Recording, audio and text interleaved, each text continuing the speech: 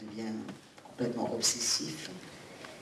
Il y avait, bon, aujourd'hui la récolte du jour, c'était 18 morts, dont 2 femmes. C'est un peu le bilan quotidien de la répression en Syrie, où je dirais que les femmes sont entrées dans le combat et ont eu leur place légitime à travers la répression. Elles sont réprimées, comme les autres, comme les hommes. Elles sont emprisonnées quand elles sont blogueuses, quand elles sont psychanalystes, quand elles sont mères de famille, quand elles sont manifestantes, quand elles sont infirmières. Elles sont torturées. Et elles sont évidemment dans la rue, elles manifestent. La révolution, c'est la répression pour les femmes. C'est comme ça qu'elles ont légitimement leur place, si on ose dire. Mais je ne veux pas parler en drame, parce que le drame est presque trop grand pour en parler en Syrie. Je vais juste vous donner quelques témoignages, juste vous dire, de femmes, pour vous montrer un petit peu quel est leur rôle dans le mouvement. Je vous parlerai quelqu'un, si vous m'avez déjà lu, j'avais fait son portrait dans Libération, une comédienne qui s'appelle Fadwa Suleiman. Elle est à Homs, qui est la ville où vraiment la capitale de la révolution, qui est vraiment l'épicentre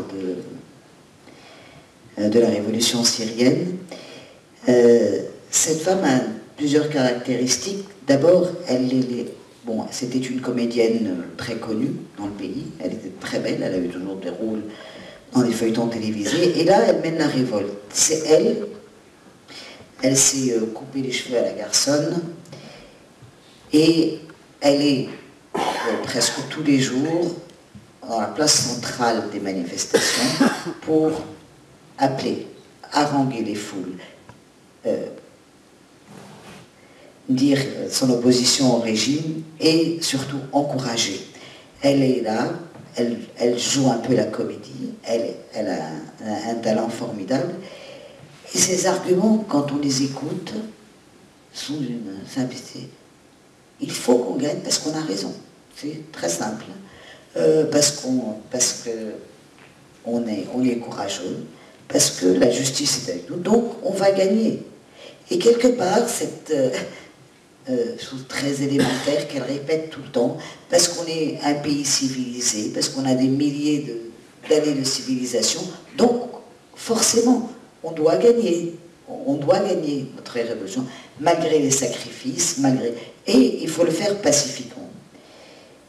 L'autre mérite de Fadwa Suleiman que je voulais souligner, c'est que cette femme fait partie de la communauté alawite. Si vous connaissez le problème en Syrie, c'est aussi une dimension très importante de la révolution et de tout le soulèvement.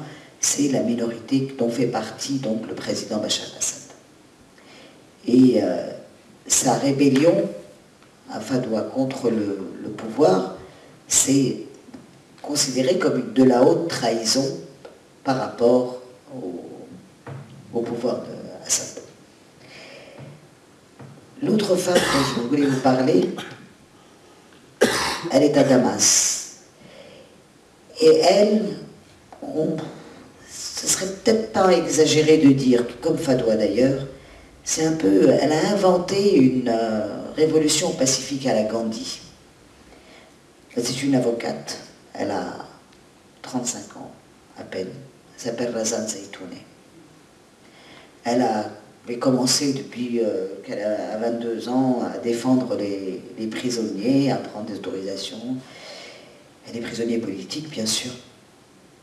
Et elle, jusque maintenant, dans la clandestinité, on sait qu'elle est dans les environs de Damas, elle circule partout, bon, c'est le cas de bien d'autres, hein. Tout le monde, enfin beaucoup de révolutionnaires en Syrie sont dans la clandestinité. Et elle, tous les quelques jours, c'est une boîte à idées pour la révolution pacifique. Bon, ça avait commencé par, quand on est face aux forces de l'ordre qui veulent nous tuer, etc., on leur donne des fleurs et des bouteilles d'eau. On leur donne même de l'eau de fleurs d'oranger. Ça marchait parfois. Ça ne les a pas empêchés de tirer souvent. Mais elles continuent. De toute façon, c'est la révolution pacifique. Alors qu'est-ce qu'on fait? On ruse. On ruse. On joue. On peint les fontaines d'eau. Damas est pleine de grandes places avec des grandes fontaines d'eau. Et pour sensibiliser les gens, ils ont agité un jour, toutes les fontaines d'eau étaient rouge sang, pour sensibiliser les gens au combat, surtout à la répression. Ou alors, on prend 2000 balles de ping-pong, et sur chaque balle, les jeunes ont écrit « Dégage ».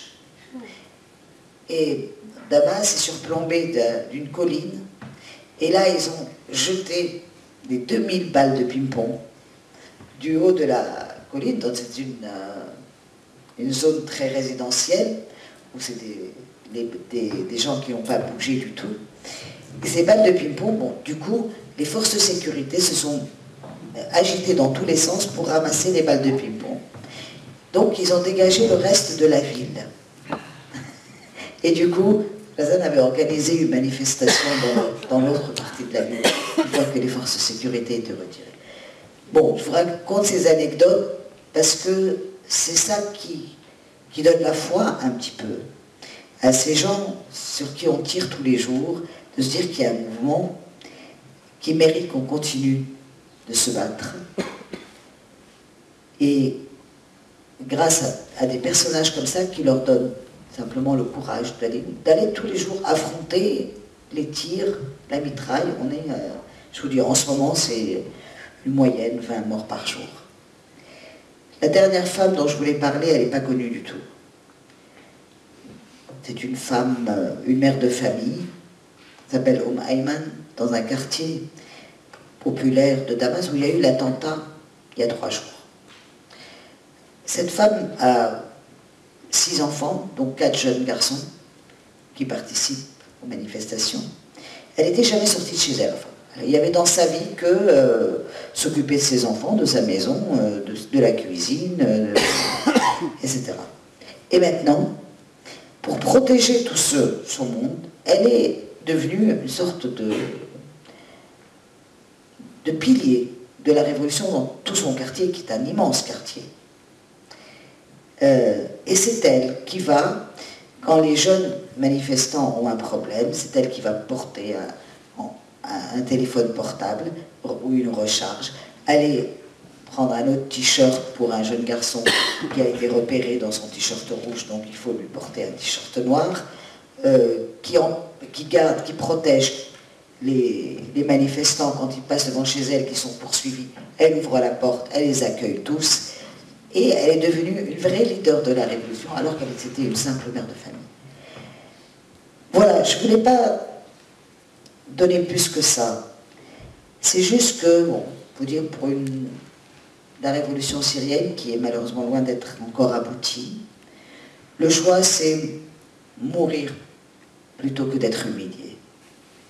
C'est le slogan de tous les jours, ça. La mort plutôt que l'humiliation.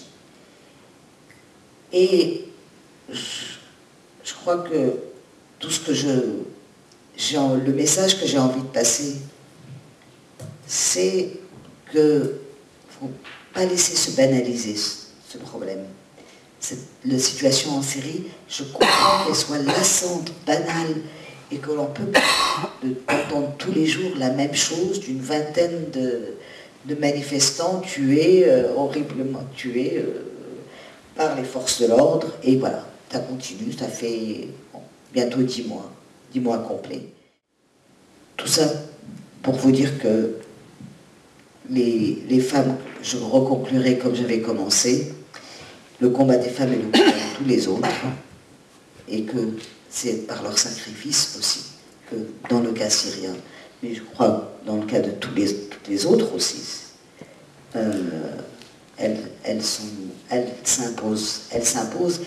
Et, pour finir sur une note tout à fait optimiste, enfin, c'est ma conviction personnelle, elles s'imposent, elles s'imposeront, et maintenant, il y a un mouvement en Égypte qui s'appelle la révolution continue, je crois que ça va être un peu le mot d'ordre des femmes dans le printemps arabe. Merci.